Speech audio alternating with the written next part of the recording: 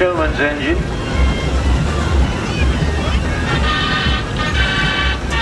These showmans would pull the rides and attractions around the countryside, maybe 6 or 7 trailers behind with the gavioli organ, and the rides packed away with the living accommodation as well.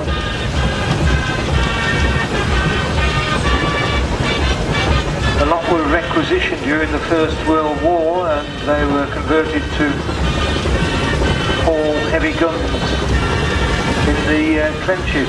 When they came back, a lot were surplus to requirements. They went to Kempton Park Racecourse, where they were virtually given away.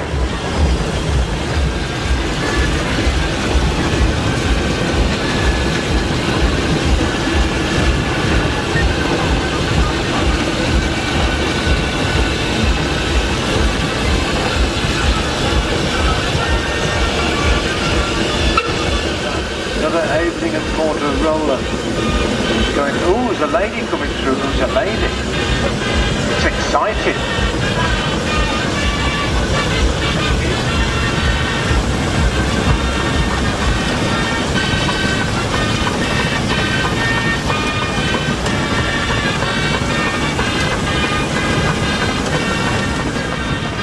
Fowler eventually perfected his ploughing engine in the early 1860s. And underneath that engine you see a drum which has got steel cable. These engines would work in pairs, and they would tow a 6 or 7 furrow plough up and down the field.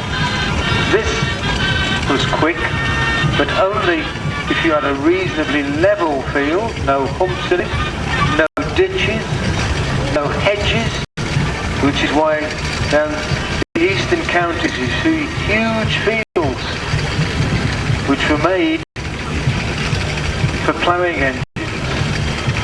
And a pair of these engines could plough 30 acres a day. The best horse you could find in good soil could plough 3 acres a day, which is why landowners converted their fields to big flat fields. Won't find many of these in the Dales or Wales or Scotland, except in the lowlands. But down the eastern side of the country, they would go round as a gang and plough the land. A garret, the galloping cockerels. To that little bit of unpleasantness the other side of the channel, where it was used to haul guns. It came back and went to Kempton Park Racecourse, where the Edwards Company, famed for their galloping cockerels, bought the machine. They were a Croydon-based entertainment empire, and also based in Croydon was a man called Jimmy Wilde. Jimmy Wilde was the lightweight boxing champion of the world, and his nickname was the Mighty Atom, which is why this engine is called the Mighty Atom. World boxing champion, failed the medical to go to join the army because he had a bad leg. If only he had 2 good legs, how good would he have been? Some say he was the best pound-for-pound fighter ever produced in this country. 2 steam wagons going through. The first one, Yorkshire steam wagon, built in Hunslet in 1905, owned by Mr. Ward. And the second one, the Denby Flyer. In 1917, Sentinel built in Shrewsbury. Sentinel started production in Glasgow, moved to Shrewsbury, adopted the Henry Ford production line and produced steam wagons. This is Ruby. Ruby is the name of the engine, not the driver.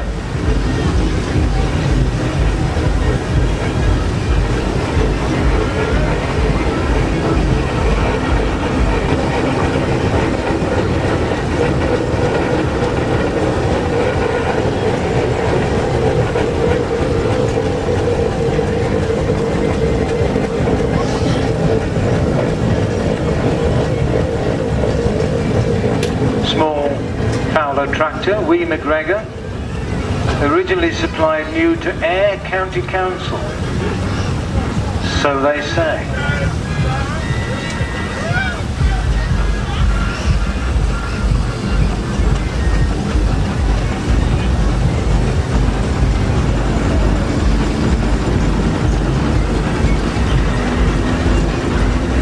Another general purpose engine built by Fowler, and then a small Foster built in Lincoln.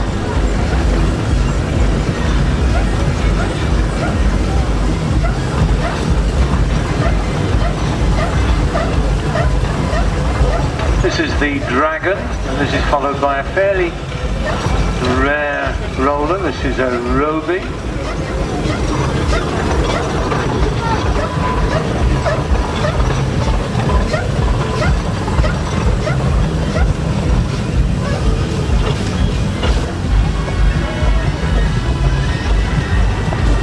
So the Roby was built in 1924 in Lincoln and worked new for Flint County Council. And people say, where the hell is Flint? North East Wales. Horrible, you knew that. I didn't.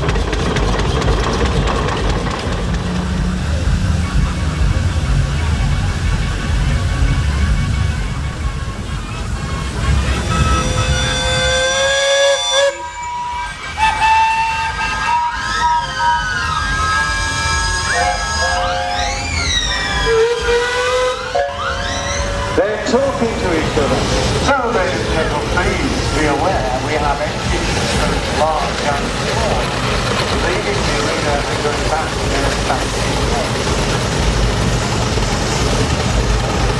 To extend from the year of course, and with the little stage outside the 8 o'clock.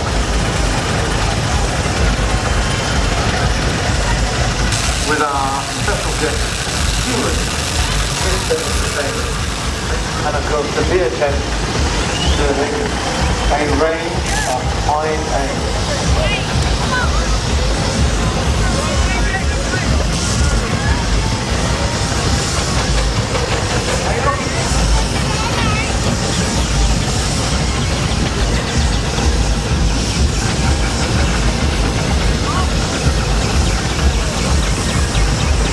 This floor space fantastic.